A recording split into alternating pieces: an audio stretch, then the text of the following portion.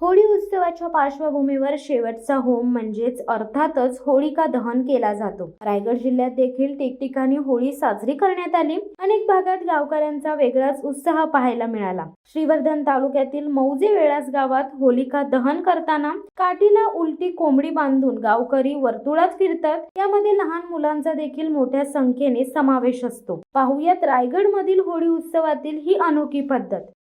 शिवसत्ता टाइम्ससाठी गणेश महाप्रळकर सह संदेश पेडणेकर, श्रीवर्धन। धडक बेधडक वृत्त देणाऱ्या आपल्या शिवसत्ता टाइम्स न्यूज चॅनलला लाल बटन दाबून सबस्क्राईब करा आणि बेल आयकॉनला क्लिक करायला विसरू नका।